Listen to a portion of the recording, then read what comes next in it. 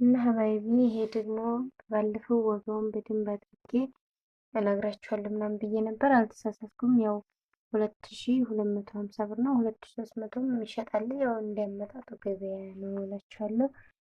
እና ይሄ የማንጎም የብርቱካንም አለው። ዋጋው አንድ ነው። የብርቱካንም ሆነ የማንጎ ይሄ በነጩ ጎማ የምትመለከቱት ዋጋው አንድ አይነት ነው። 2250 ብር ማለት ነው።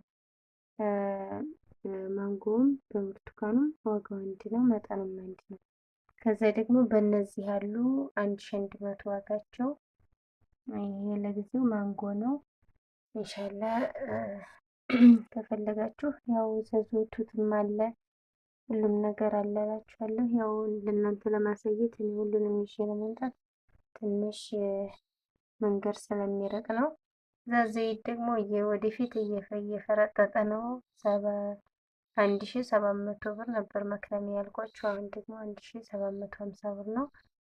ያው ዛሬ ይህን ብል ከቀነሰም እንደመቀነስ ከጨመረም እንደመጨመር ነው። ዞሮ ዞሮ እንትን የሚባለው የምንገበያየው እላችኋለሁ።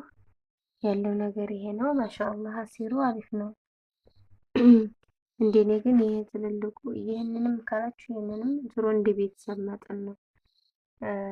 ያኔ ይሄ ቢገዛ በእርግጥ ያው 2250 ብሩ ትንሽ ከበድ ማለት ነው እንጂ